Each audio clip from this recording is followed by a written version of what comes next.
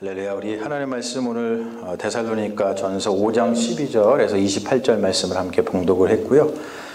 우리 이 말씀을 가지고 소망을 품은 삶이라고 하는 제목으로 우리 하나님의 말씀 증거하겠습니다.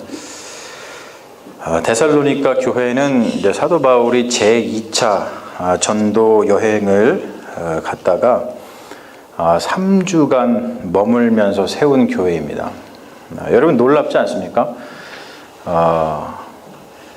3주 동안 머무르면서 복음을 전했는데 거기에 교회가 생겼어요. 굉장히 놀라운 거예요, 여러분. 그렇죠? 이게 뭐냐면 복음의 씨앗이라고 하는 것은 대단한 거예요. 이 생명력이 있다는 것이죠. 그냥 뿌렸는데 그 복음의 씨앗이 성령의 능력으로 자라났어요. 그러므로 여러분, 성령이 어떻게 역사하시는지는 아무도 모르는 거예요. 우리가 전도를 하거나 나가서 어떤 선교를 하거나 그럴 때 우리는 그런 마음을 갖거든요. 이게 되겠어? 야, 요거 뭐 한다고 되겠어? 그런 것들. 예전에 제가 이번 여름에 나바오 선교들 갔습니다만 단기 선교 온 사람들이 다 갖는 마음이래요. 선교사님이 그러는데 와가지고 며칠 하고 갔는데 이 사람들이 무슨 변화가 있겠어? 얘기하지만 선교사님이 그런 말씀 하시지 말라고 그러더라고요.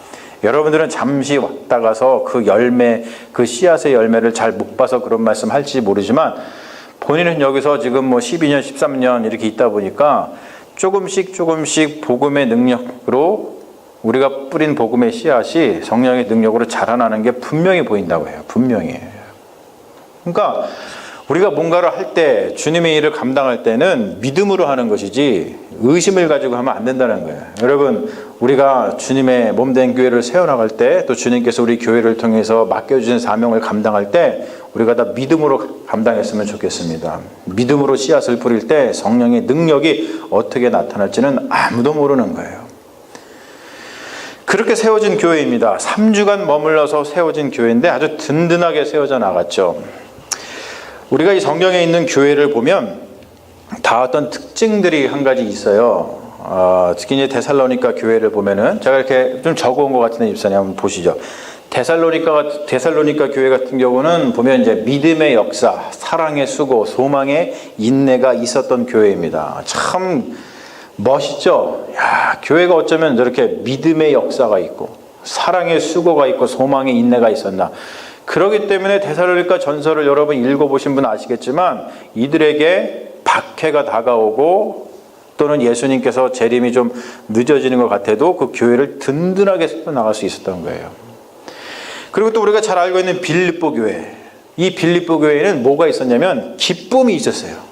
놀랍죠. 그 기쁨 덕분에 사도 바울이 아주 큰 힘을 얻어가지고 그 사역을 잘 감당할 수 있었잖아요. 고린도 교회는 열심히 있었습니다. 고린도 교회가 문제가 많은 교회였지만 문제가 많은 이유가 뭐냐면 다 열심히 했기 때문에 그래요. 원래 열심히 하다 보면은 이렇게 좌우 충돌하기도 하는 겁니다. 안디옥 교회, 우리가 잘 알지만 이 안디옥 교회가 바로 이방 선교의 전초기지 아니었습니까? 이 안디옥 교회는 전도의 열정과 전도의 열매가 있었던 교회입니다. 바로 사도 바울이 안디옥 교회에서 파송을 받은 거잖아요. 그리고 이 교회, 전체 교회의 모교회라고 할 수 있는 예루살렘 교회. 예루살렘 교회는 뭐가 있었을까요? 당연히 자부심이 있었겠죠. 여러분, 저는 이 자부심이 굉장히 중요하다고 봐요. 교회에. 예루살렘 교회가 정말로 좋은 교회로 발전해 나가고 많은 사람들에게 큰 힘이 될 수 있었던 교회는 뭐냐면 우리 예루살렘 교회는 성령의 능력을 받고 예수님을 직접 본 사람들이 모여서 세운 교회야 라고 했던 그 자부심이 있었어요. 그 자부심이 있으니까 어떠한 위험이 다가오고 어떠한 박해가 다가오고 어떠한 힘든 일이 있어도 그 자부심 가지고서 이겨낼 수 있는 거예요. 우리 교회도 자부심을 좀 가졌으면 좋겠어요. 우리 교회는 주님께서 세우신 교회야. 할렐루야. 여러분 자부심이 있으시죠? 이 자부심이 너무나도 중요한 거라고 생각을 합니다. 그리고 우리가 알다시피 에베소 교회는 영적 전쟁을 치루어서 이길 수 있는 교회였어요. 특별히 계시록 2장 6절에 보면 디골라당이라고 하는 그 이단과 영적인 전쟁을 벌여가지고 싸워서 막 이기잖아요. 그러한 어떤 영적인 전쟁을 치루어서 이길 수 있는 교회. 여기 지금 성경에 나와 있는 이 교회들을 보면서 야, 우리 교회도 그런 것들을 다 닮았으면 좋겠다. 데살로니가 교회가 가졌던 것, 빌립보 교회, 고린도 교회, 안디옥 교회, 예루살렘 교회, 에베소 교회가 가졌던 저러한 특징들을 우리가 다 가졌으면 좋겠다라고 하는 것, 소망이 우리에게 있어야 될 줄로 믿습니다. 저거를 다 갖지 못하더라도 단 한 가지만 갖는다 하더라도 그 한 가지 때문에 주님께서 함께 하시는 것을 우리는 알 수 있는 겁니다. 데살로니가 교회는 소망의 인내를 가졌어요. 오늘 말씀 제목이 소망을 품은 삶인데, 이 소망이라는 것은 뭐냐면 그리스도께서 다시 오신다고 했던 그 약속이죠. 약속. 소망은 어디서 생겨나냐면 약속에서 생겨나는 거예요. 무슨 약속이었냐면 주님께서 함께 하시겠다, 주님께서 다시 오시겠다라고 하는 그 약속이란 말이에요. 이 약속을 품고 살았기 때문에 데살로니가 교회는 소망을 품은 그런 교회였다는 것이죠. 이 재림이라고 하는 것을 우리가 좀 잘못 생각하는 그런 경향들이 많이 있는데요. 이 재림이 가진 기독교 신학의 의미는 뭐냐면, 여러분 잘 기억하세요. 재림이 가진 기독교 신학의 의미는 뭐냐면 그리스도께서 역사를 완성하신다라는 뜻입니다. 그래서 우리가 예수를 뭐라고 고백합니까? 알파요 오메가라고 고백을 합니다. 그 말은 뭐냐면 예수 그리스도께서 역사의 처음이시고 역사를 마무리 지시는 분이라는 뜻이에요. 그래서 예수님은 알파요 오메가라고 하는 신앙 고백을 우리 그리스도인들은 드리는 거예요. 이것은 기독교인의 아주 독특한 역사관이거든요. 그러므로 우리가 할 일은 뭐냐면 그 약속, 주님께서 역사를 완성하시는데 그 완성해 가시는 그 역사가 어떻게 이루어져 가고 있는지를 우리가 보는 것.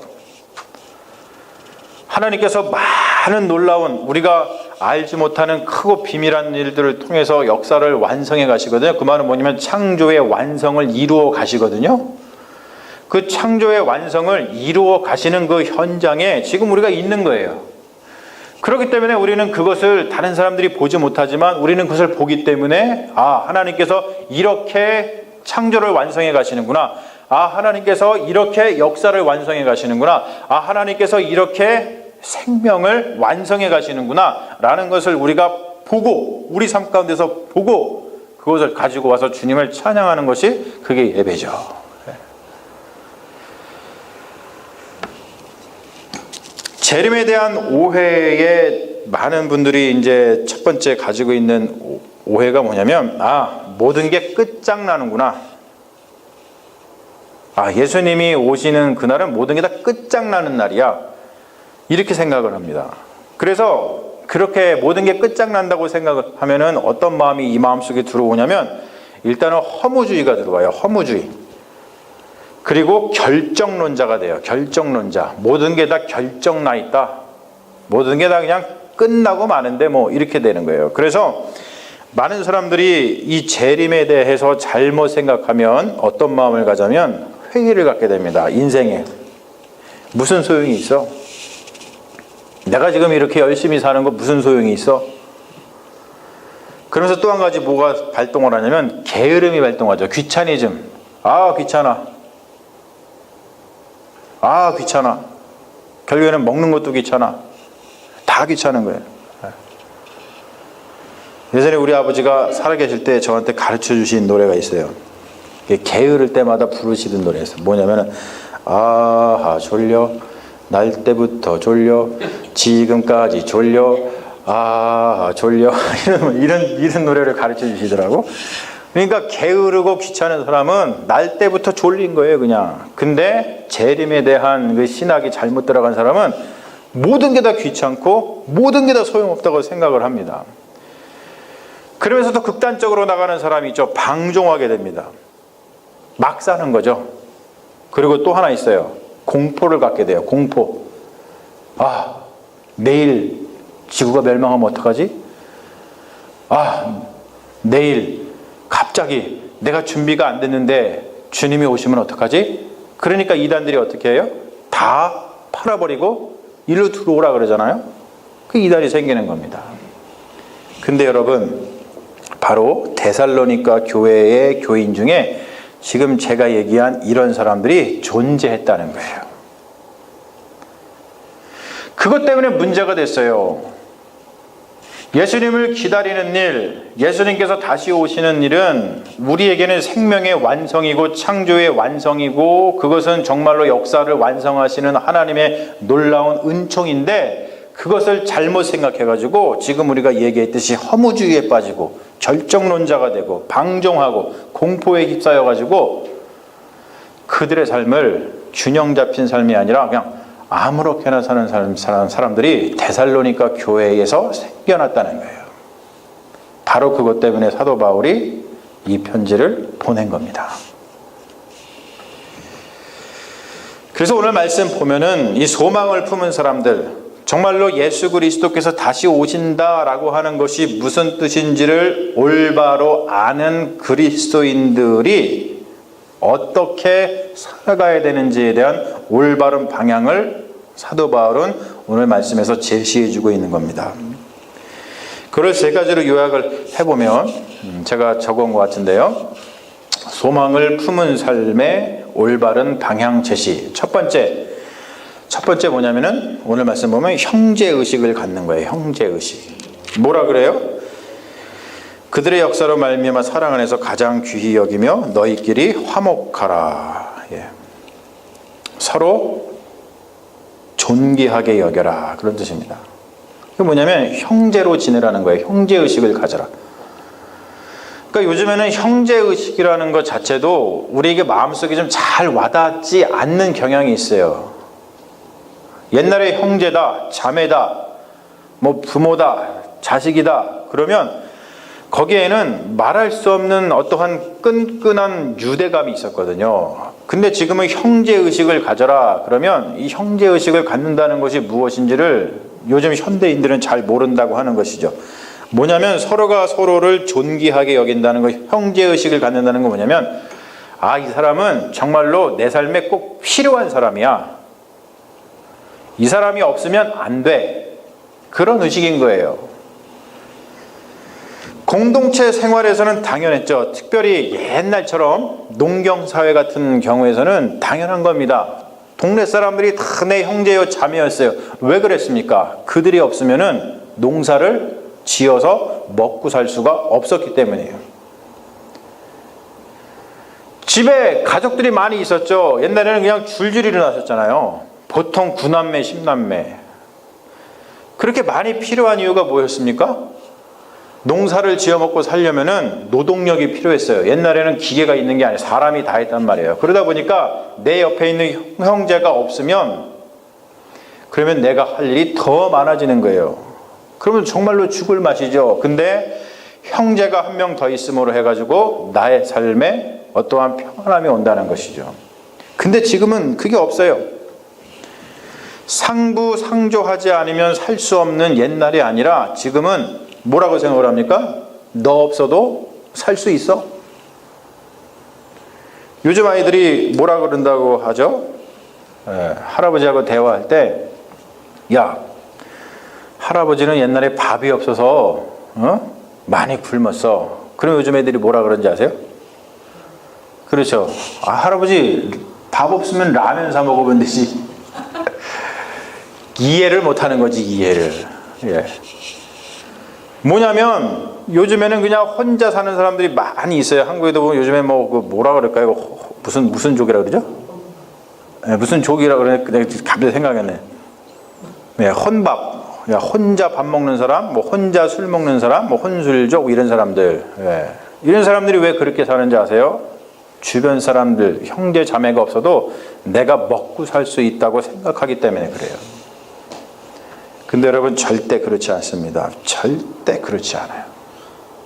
그것은 여러분 속임수예요. 이 현대사회가 사람들을 꼬여내는 속임수. 거기에 속으면 안 되거든요. 저는 예배도 마찬가지라고 생각을 해요. 교회 공동체도 마찬가지라고 생각을 해요.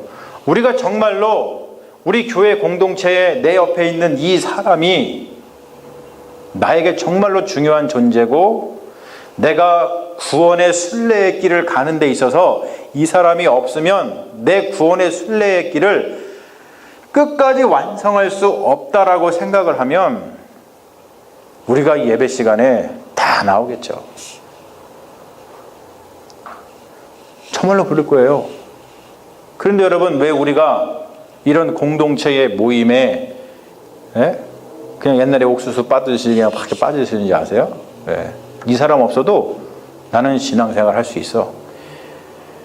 나는 이 사람 없어도 나는 그냥 예수 만날 수 있어. 이런 생각들이 우리 현대 그리스도인들에게는 굉장히 여기에 이렇게 들어가 있어요. 여러분, 그게 속임수라는 거예요. 속임수. 여러분, 다시 한번 형제의식을 가지십시오. 공동체의식을 한번 가지세요. 이 사람이 없으면 내가 이 순례의 길을 끝까지 갈 수가 없구나. 정말 그렇거든요. 저는 이 찬양단 이렇게 오늘도 한 분 빼놓고 다 오셨잖아요. 이렇게 같이 해주시면은 너무나 힘이 돼요. 이거 혼자서 하려면요 정말 힘들어요. 여러분, 진짜 힘들어요. 아시죠? 여러분, 교회 일 해보셔도 알잖아요. 그렇죠? 뭔가 일할 때 혼자서 하면 너무나 힘든데 같이 하면 정말 힘이 되거든요. 힘들지 않아요. 기쁘고 즐겁죠. 그런 겁니다. 그렇기 때문에 내 옆에 있는 형제, 내 옆에 있는 자매들은 반드시 있어야 될 하나님이 나에게 주신 선물이라고 하는 그런 형제의식, 자매의식, 이런 것을 우리가 갖는 것은 우리 교회에서는 너무나 중요하다는 것을 잊지 마십시오. 두 번째 제시하고 있는 게 뭐냐면 하나님의 뜻대로 사는 거예요. 하나님의 뜻대로. 거기서 보면 하나님의 뜻이 뭐냐면 우리가 알다시피 항상 기뻐하라, 쉬지 말고 기도하라, 범사에 감사하라. 그렇죠? 이것은 너희를 향하신 하나님의 뜻이니라 라고 사도 바울이 얘기를 하고 있어요. 여기서 항상 기뻐하라는 것은 뭐예요? 맨날 여기다 꽂고 다니라는 건가요? 여기 꽂고? 꽂고서는 맨날 헤헤 하고 다니라는 건가요? 그게 아니죠. 우리가 항상 기뻐해야 되는 것은 왜 기뻐하냐면 예수 그리스도의 구원, 그 구속의 은혜 가운데 살아가라 그런 뜻입니다. 내가 예수 그리스도의 은혜로 구원받았지. 바로 그 기쁨이에요. 내 삶 가운데 어려운 일이 있고 내가 가다가 어떤 어려움 때문에 넘어지더라도 거기서 그냥 마냥 울고 나는 끝났어, 나는 죽었어, 나는 끝장났어, 그렇게 슬퍼하는 것이 아니라 그렇지, 예수 그리스도께서 나를 위해서 십자가에 달려 돌아가셔서 나는 구원받았지 라고 하는 마음으로 다시 일어나서 기뻐할 수 있는 그 능력, 그것이 바로 항상 기뻐하라 라고 하는 말씀이에요. 두 번째 보면 쉬지 말고 기도하라. 24시간 기도하라는 뜻입니까? 그게 아니죠. 기도라고 하는 것은 뭡니까? 하나님과의 영적인 대화인 거예요. 항상 기도하라는 뜻은 뭐냐면 우리의 삶 가운데 하나님과 풍성한 영적인 교제를 나누면서 살아가라 라고 하는 뜻입니다. 여러분, 누구와 교제를 나누십니까? 누구와 가장 깊은 교제를 나누세요? 우리가 살아가면 살아갈수록, 우리가 나이가 들어가면 들어갈수록 신앙의 연륜이라 그러죠. 신앙의 연륜이 쌓이면 쌓일수록 깨달아야 되는 것이 뭐냐면 하나님과의 교제만큼 나에게 참 기쁨을 주는 것이 없구나 라는 것을 깨닫고 우리가 항상 기도하는 가운데 하나님과 풍성한 교제를 나누면서 살아가야 되겠구나 라는 것을 깨닫는 것이 영적인 연륜인 줄로 믿습니다. 세 번째 보면은 범사에 감사하라는 거예요. 범사에 감사하라. 이 말은 뭐냐면 성령의 역사를 믿으라는 뜻이에요. 성령의 역사를 믿지 않고 내가 뭔가를 하고자, 주님 내가 이거 하고 싶은데 주님 이거 내 뜻대로 해주세요, 이렇게 하는 사람들은 당연히 실망하게 됩니다. 당연히 실망하죠. 왜냐? 그렇게 안 되거든요. 근데 여러분, 내 삶을 주님께 그냥 성령께 맡겨보세요. 그러면 성령이 역사해 주시는 그 역사에 따라서 감사합니다.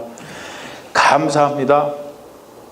그러면 감사가 저절로 나오지 않겠어요?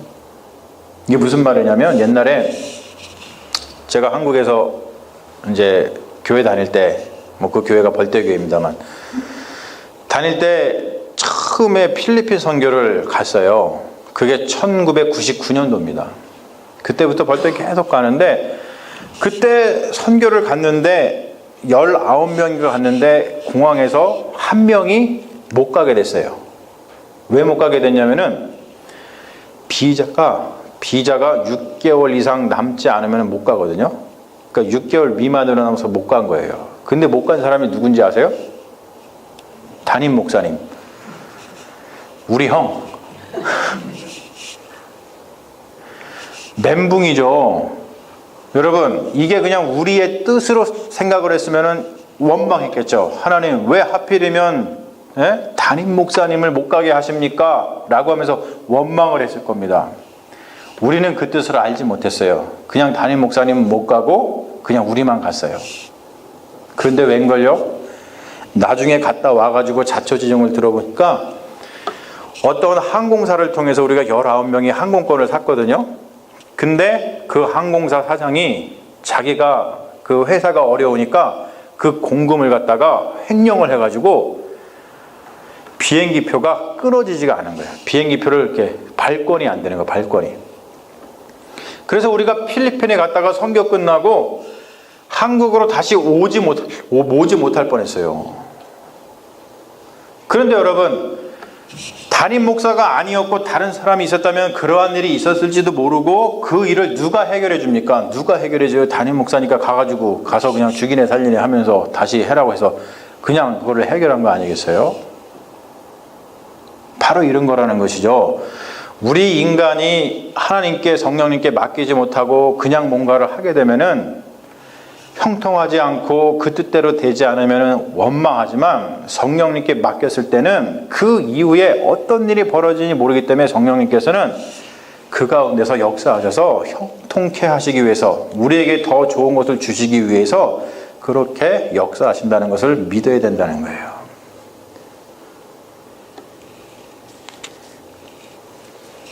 마지막 세 번째 뭐냐면, 몸을 흠없이 보존하는 겁니다.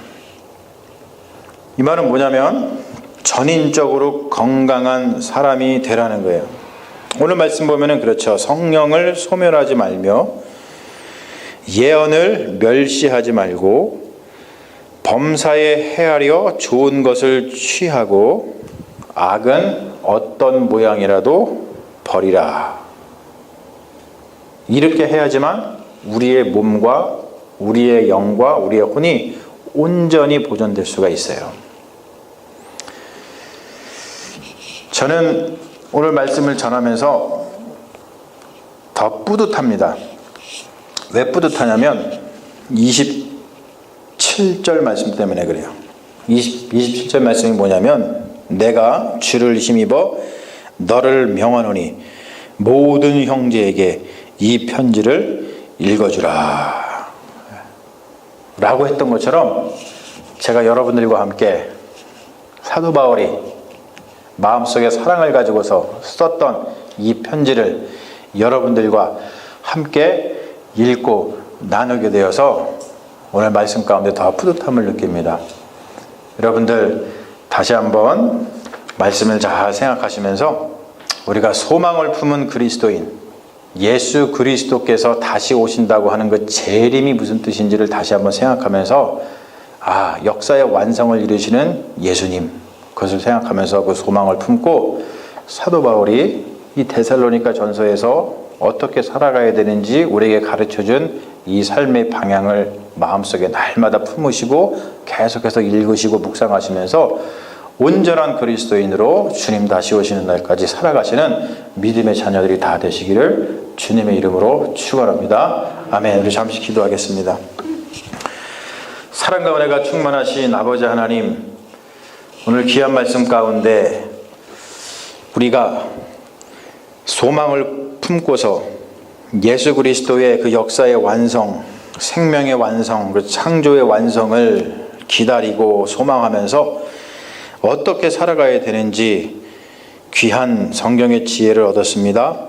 주님, 이 지혜가 우리 삶 가운데 떠나지 말게 하여 주시옵시고 온전한 소망을 품은 자로서 순례의 길을 온전히 걸어가게 하여 주시옵시고 주님 다시 오시는 그날까지 말할 수 없는 성령의 능력과 말할 수 없는 주님의 은혜를 입고서 그 길을 끝까지 걸어가는 믿음의 자녀들 다 될 수 있도록 주님 역사하여 주시옵소서. 감사드리며 우리를 구원하신 예수님 이름으로 기도합니다. 아멘. 주여 믿습니다. 우리 시간에 같이 일어나셔서 우리 마지막